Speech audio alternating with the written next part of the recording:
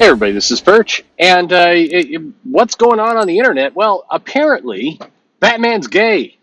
No, it's not like that. But you're certainly, if you've been checking out videos the last 24 hours or so, you may have gotten that impression that DC has introduced that Bruce Wayne at one point during the formulative years in his past was bi-curious.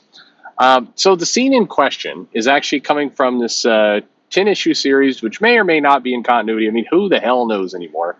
This is Batman the Knight, number 5 by Chip Zdarsky. And Zdarsky is, of course, the upcoming writer of the regular Batman series. So who knows? Maybe this is going to be a big part of his run. Nobody knows. But anyway, this is Batman in training because if there's one thing that they've never covered in the Batman mythology, it's the time before he became Batman and how all that went. So anyway, in this, we're learning kind of all the different things that Batman got up to back when he was training to become the Batman.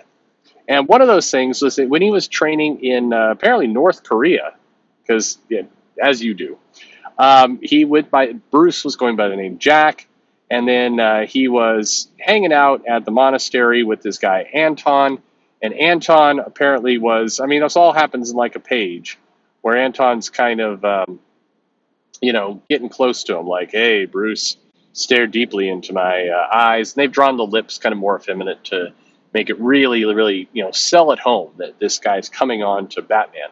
And Batman's like kind of hanging out, like, "Oh, hey, what's going on?"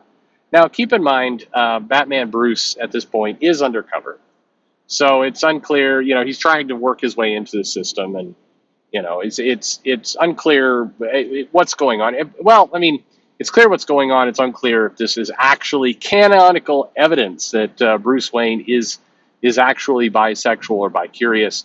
It doesn't mean that at all. Hey, if you go back and you look at things like Batman the Cult and several comics from the 80s, you had scenes where Batman would make comments that in today's context, people definitely would have jumped up and down saying, see, proof that he's gay. But nobody, no legitimate person is going to take this one panel and say, haha, this proves that Batman is bi, right? Well, I mean, Bleeding Cool certainly takes that challenge with a bi-curious Bruce Wayne in Batman the Knight, they ask. And so then, Rich Johnson goes, to the limits of saying, by the look of things, the closeness was reciprocated. By the look of things, meaning this one or two panels on a page where Bruce is kind of listening to this guy come on to him. If only they hadn't been interrupted, might things have gone a different way? And there's nothing here. Is kind of the point. There's nothing at all here. It is certainly not evidence that Bruce is gay. It's evidence that or bisexual or anything else. It's a scene in a comic book of which there have been plenty of scenes in the past that do similar to this. But Batman's had people come on to him before. Batman's had people suggest that he's dressing up boys as Robin for various sexual reasons. I mean, there's been tons of things like this before. And yet now it's proof that he's bi. This is a nothing burger in the sense that there is nothing here.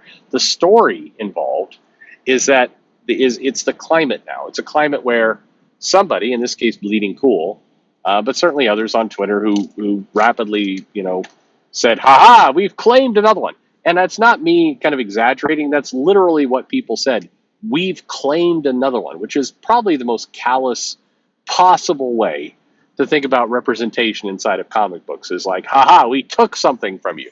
And in fairness, that's Rich's goal as well. When you do a story like this, your goal is not to have an actual discussion of what's going on in the comic.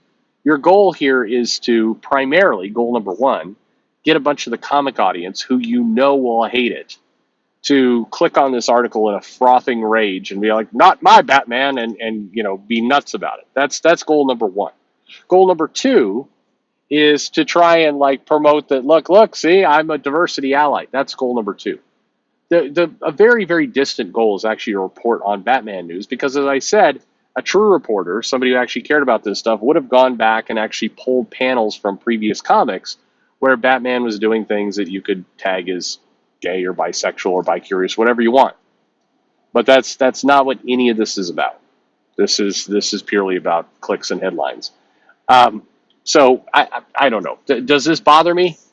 The part that bothers me is it's the internet reaction to it.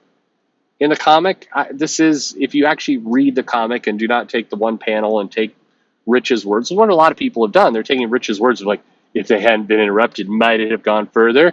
And they're extrapolating that with the people again on Twitter who are going to be like, gay, gay. See, I told you, gay. It's gay, gay, gay. Hooray, gay. That's Batman has proven over and over and over through various realities and everything else that he is very much into women, and he did not have an experimental phase when he was in, or maybe he did. If somebody wants to actually do that, maybe they should write that and put it out there rather than kind of a vague hint that, hey, once upon a time a guy looked kind of misty into his eyes and that's proof of being bisexual. I don't. These are retcons by way of fans, not even through comics. But there is a lot of that. I don't know. What the other one that kind of cracked me up a little bit was there's Marvel's starting to put out their solicitations for, God, what is it, June, July, June. Anyway, it's part of the Judgment Day giant crossover that's now pulled in Spider-Man. And in that one, they listen to Amazing Spider-Man number 10, Zeb Wells, art and cover by John Romita Jr. On the cover features a Spider-Man on his knee looking up surprised at a demure-looking Gwen Stacy. She's got the kind of face of somebody that's thoroughly coked up in the middle of an orgy and doesn't know where she is. It's God, what's that movie? It's a horrifying movie. Anyway, you know what I'm talking about.